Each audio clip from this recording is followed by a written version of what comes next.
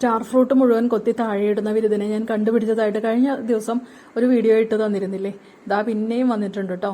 ഇതാ കണ്ടോ, എന്നെ കാണുമ്പോൾ പാത്തും പതിനിയെല്ലാം ഒളിച്ചൊക്കെ ഇരുന്നിട്ട് സൂത്രത്തിൽ വന്ന് പിന്നെയും സ്റ്റാർ ഫ്രൂട്ട് കൊത്തി തിന്നും.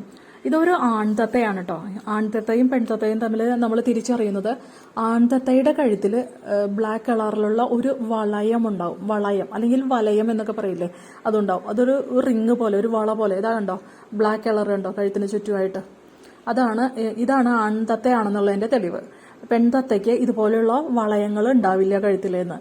അങ്ങനെയാണ് ഞാൻ മനസ്സിലാക്കിയിരിക്കുന്നത് കേട്ടോ. പിന്നെ ഈ തത്ത അവൻ കഴിക്കുന്നത് പച്ച സ്റ്റാർ ഫ്രൂട്ടുകളാണ് കേട്ടോ.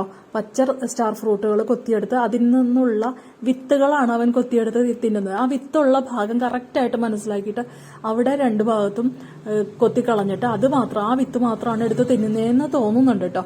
അപ്പോൾ അങ്ങനെയാണ് കാണുന്നത്. സ്റ്റാർ ഫ്രൂട്ട് മുഴുവനായിട്ട് താഴേക്ക് ഇടും. മുഴുവൻ എന്ന് വെച്ചാൽ കുറച്ച് അവൻ കൊത്തിയെടുത്തിട്ടുണ്ടാവും, അതിന്റെ ഭാഗങ്ങൾ താഴേക്ക് ഇടും. അങ്ങനെയാണ് താഴെ വീണ് കിടക്കുന്നത് കാണുന്നത് കേട്ടോ. അപ്പോൾ കാണുമ്പോൾ എപ്പോഴും ആളെ കണ്ടു കഴിഞ്ഞാൽ എപ്പോഴും പതുങ്ങിയൊക്കെ ഇരിക്കും. ഒളിച്ചും പാത്തും കളിയാണ് പുള്ളിക്ക് പ്രധാന ഹോബി.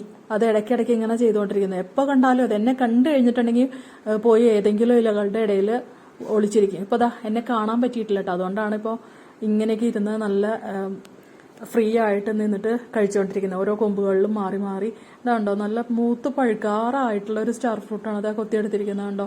എന്നിട്ട് അവന്റെ ആ ഭക്ഷണ രീതി കണ്ടാൽ തന്നെ അറിയാം, അവന് വിത്തുകളാണ് വേണ്ടത്. ആ ഫ്രൂട്ട് അവൻ കഴിക്കുന്നേ ഇല്ല കണ്ടോ. ആ വിത്തുകളുള്ള ഭാഗം തുരന്നെടുത്തിട്ട് ആ വിത്ത് എടുത്തിട്ട് ഇതാ ഫ്രൂട്ട് താഴേക്കിടും കണ്ടോ. ഫ്രൂട്ട് കഴിക്കുന്നേ ഇല്ല, പഴുത്ത ഫ്രൂട്ട്സ് നോക്കുന്നു പോലുമില്ല. അപ്പോൾ ഇത് സ്ഥിരമായിട്ട് ഇങ്ങനെ ചെയ്തുകൊണ്ടിരിക്കുന്നുണ്ട്. ഞങ്ങൾക്ക് ഒരുപാട് നഷ്ടമുണ്ട്, വിഷമമൊക്കെ ഉണ്ട്.